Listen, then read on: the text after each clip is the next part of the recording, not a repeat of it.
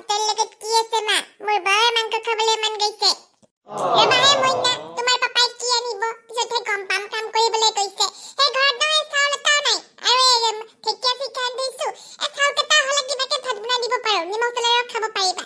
কিন্তু চাউলে নাই দেখোন। পাপাই যদি চাউল লৈ আহে, কিবা এটা বনাব পাৰিম আৰু। অকণমান ৰবা। মা, সদায় সুদা ভাত খাব নোৱাৰি দে। সেই মাংস নোখোৱা দেখোন এমাহ মানে হ'ল। আপুনি মাংস খুৱাব বুলি কৈ সদায় কৈ থাকে। মই কিন্তু কিতাপ নপঢ়ো আৰু। কলিহঁতে সদায় মাংস খায়। আপুনি মোক এদিনো মাংস খুৱাব নোৱাৰেনে? মোৰ নিজে মাছ মাংস খাবলৈ বৰ মন গৈছে। কিন্তু সেই টকা নোহোৱাৰ কাৰণে মাছ মাংস খাব পৰা নাই। মই নাই কি বুজি পাব? গোলাপী, আজি কি বনাইছা ভাতৰ লগত আঞ্জা? কি বনাম বাইদেউ? ভাত খাবলৈ চাউল নাই আৰু আঞ্জাৰ কথা দূৰৰ কথা।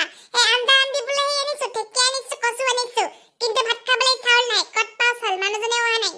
আন্টি আপোনালোকৰ কি আঞ্জা? মইনা, আজি আমাৰ একো নাই, অকল দালি আৰু আলু ভাজিৰে ভাত খালো। আন্টি আপুনি মিছা কথা কৈছে নেকি? অলপ আগতে আপোনাৰ ঘৰৰ পৰা একেবাৰে মাংসৰ গন্ধ পাইছিলো। বাইদেউ, অলপ আগতে মই আপোনাৰ উগাৰ আছিল নহয়, উগাৰটোত একেবাৰে মাংস গন্ধ পাইছো। আপুনি মিছা কথা কৈছে কিয়?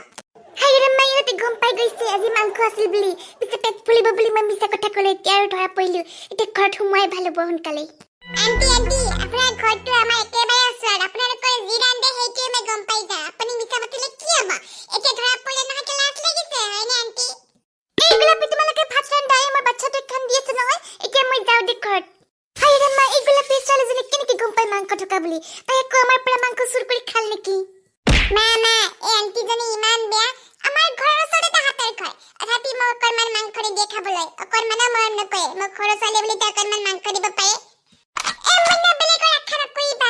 তুমি বাবুক চাবাচোন, বাবু ভিতৰত শুই আছে। মই এতিয়া অকণমান চাউল বাকি কৰি লৈ আহো।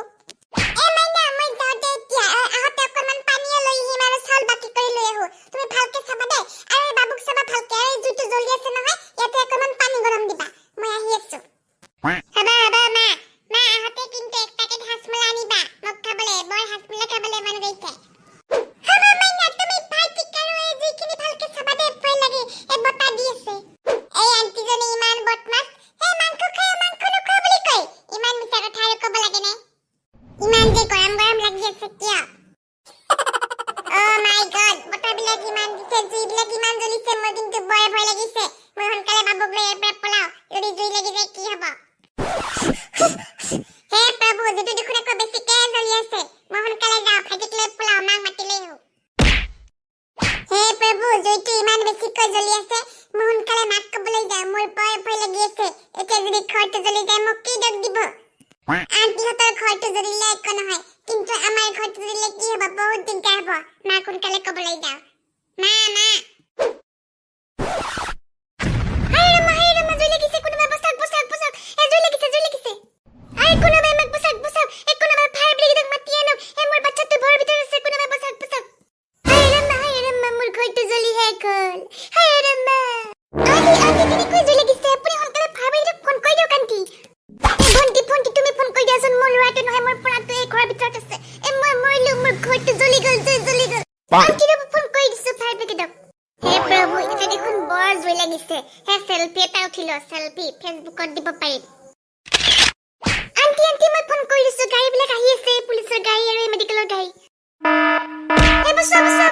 আমাক বচোৱা, মোৰ পনাটোক বচোৱা। বাইদেউ অলপমান চাই থাক। মই পানী দি আছো নহয় ঘৰত। আপোনালোকৰ পনাটোক উদ্ধাৰ কৰিম, চিন্তা নকৰিব।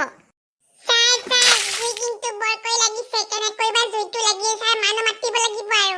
আমি দুইজনে নোৱাৰিম। আমাৰ ঘৰটো জ্বলি গ'ল মা। জুই লাগি গ'ল মা। আন্টিহঁতৰ মাংস আনিছিল নহয় মা, এই জুইবিলাকে জ্বলি গ'ল মা। হে প্ৰভু, গোটেই ঘৰটো জ্বলি গ'ল।